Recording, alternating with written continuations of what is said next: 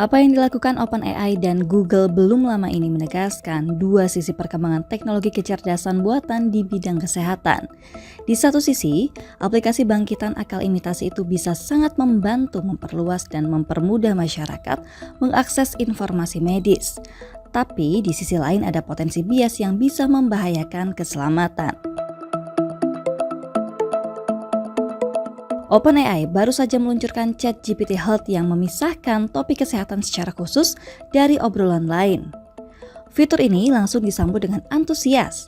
Data menunjukkan lebih dari 230 juta pengguna ChatGPT langsung memanfaatkannya dalam sepekan sejak peluncurannya pada awal bulan ini. Mereka bertanya seputar kesehatan dan kebugaran. Sementara itu, Google baru saja mengambil tindakan menghapus fitur ringkasan AI untuk query medis tertentu. Perusahaan merespons temuan risiko fatal terkait dengan diagnosis hasil tes darah hati yang disediakan AI mode Google tanpa mempertimbangkan faktor vital seperti usia, jenis kelamin, dan etnis. Raksasa mesin pencari ini sadar bahwa jawaban yang dihasilkan algoritma mereka berpotensi menyesatkan pengguna karena gagal membaca konteks. Hal yang ditemukan itu mirip hasil studi Association for Computing Machinery yang terbit pada 23 Juni 2025 yang memastikan bahwa chatbot AI bukan pengganti aman bagi dokter terapis kejiwaan. Tim peneliti merumuskan kesimpulan itu setelah membandingkan terapis manusia dengan model-model bahasa besar yang menjadi mesin AI generatif dalam respons secara tepat sesuai dengan standar klinis.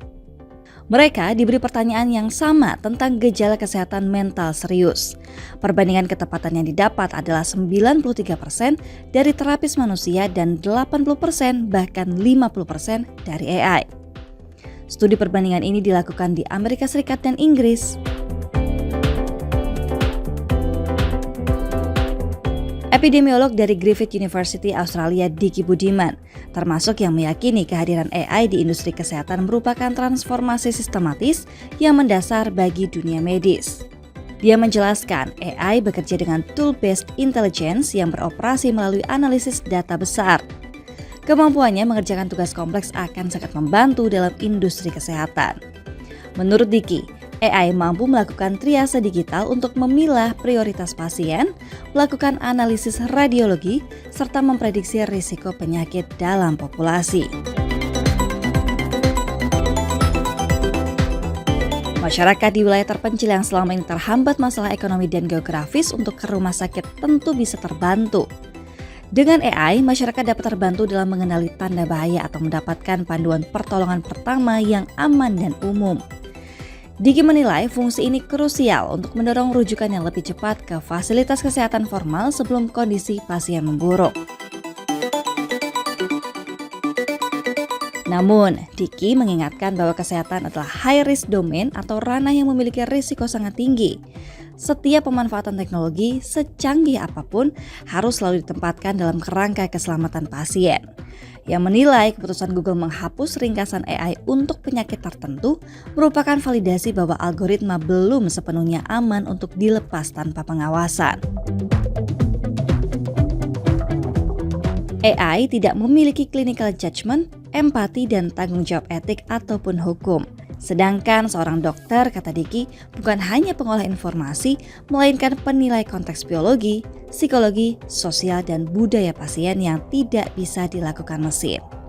Untuk memitigasi risiko tersebut, Diki menyarankan konsep tata kelola AI harus jelas dan ketat.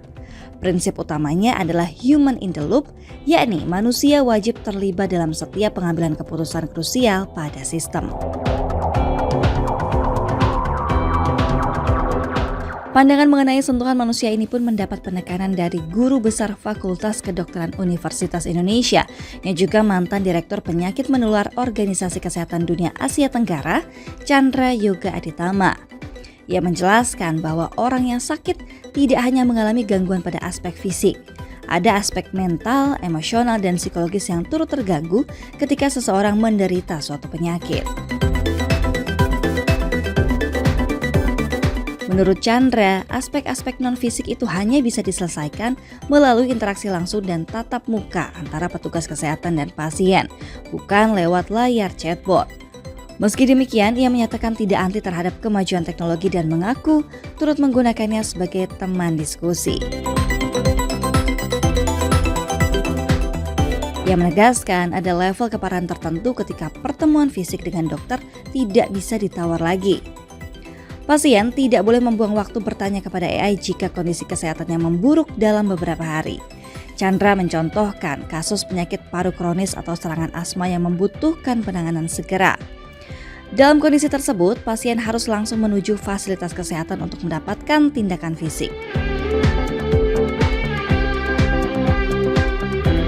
Chandra juga membedakan penggunaan AI dengan layanan telemedicine yang kini marak.